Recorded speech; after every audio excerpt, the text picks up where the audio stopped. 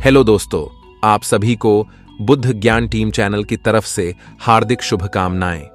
आप सभी को मोटिवेशनल स्टोरी, एक राजा की अद्भुत कहानी शेयर किया है। प्लीज वीडियो अच्छा लगे तो लाइक एंड सब्सक्राइब जरूर करें, साथ में बेल आइकन घंटी जरूर दबाएं। धन्यवाद। राजा को बहुत चिंता होने लगी कि अब मेरा इतना बड़ा साम्राज्य कैसे संभालेगा, इसकी देखभाल कौन कर पाएगा।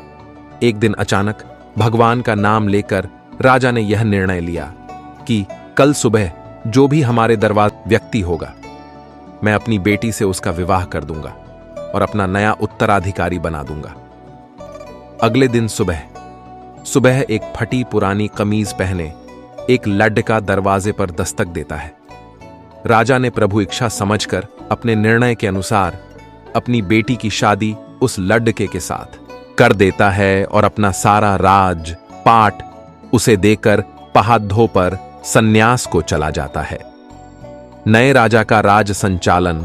अब ये नया राजा राजपाट के बारे में जानकारी इकट्ठा करने की कोशिश करता है। राज्य कैसे संभालना है, युद्ध में कैसे जाना है, क्या तैयारी होनी चाहिए ताकि बहुत अच्छा राजा साबित हो। उसने अलग अलग काम अपने अलग अलग मंत्रियों को दे रखा था, जैसे राजकोष वित्त मंत्री को, सेना की बाग डोर सेनापति को, और ऐसे ही अन्य कई मंत्रियों को अपने मंत्रिमंडल में शामिल कर रखा था।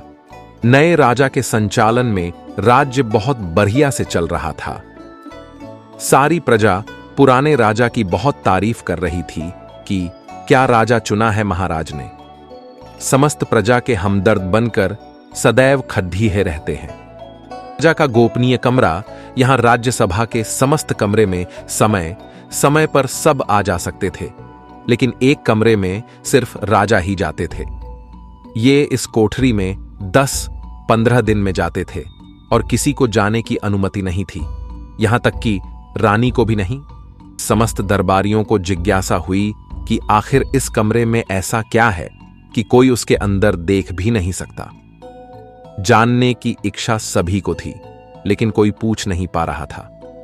फिर बड़ी हिम्मत करके वित्त मंत्री ने पूछ लिया कि माफ कीजिएगा राजा साहब, लेकिन आखिर इस कमरे में प्रवेश वर्जित क्यों है? क्या है इस कोठरी में? राजा ने उन्हें डॉट दिया और कुछ नहीं बताया। कुछ दिन बाद सबने कहा कि अब सेनापति ही पूछ सकते हैं, इनकी बात राजा को माननी पड़ेगी।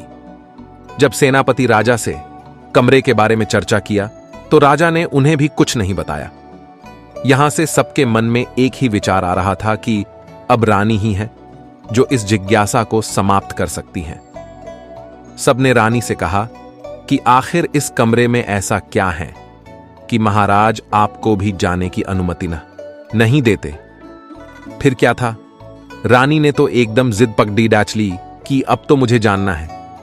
राजा के बहुत समझाने के बावजूद भी जब रानी नहीं मानी तो राजा उन्हें ले गए और कमरे का दरवाजा खोला। गोपनीय कमरे की असलियत देखा तो उसमें कुछ भी नहीं था।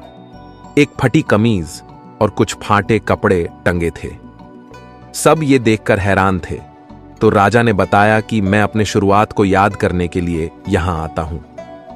मुझे जब कभी यह अहंकार हो जाता है कि मैं राजा हूं, मैं इस राज्य का सम्राट हूं, मैं ही सबसे बढ़िया हूं, तो यहां आ जाता हूं। आधे घंटे बैठा रहता हूं, अपने शुरुआत को याद करता हूं और अपने आप को बताता हूं कि मैं यही था, यही मेरी शुरुआत थी। वो तो पुराने महाराज का शुक्र मनाओ कि मुझे राजा बना दिया। थोड़ी देर के बाद जब अहंकार टूट जाता है तो साफ और सच्चे मन से बाहर आ जाता हूं और अपने प्रजा की सेवा में लग जाता हूं। कहानी से सीख। ये एक राजा की अद्भुत कहानी हमें बताती है कि अगर जिंदगी में कभी आपको ईगो आ जाए, आप अपने को बेस्ट मानने लगो, आपको लगता है कि मेरे जैसा तो कोई है ही नहीं, तो अपने शुरुआत को याद करिए, अपने स्ट्रगल वाली पुरानी जिंदगी को याद करिए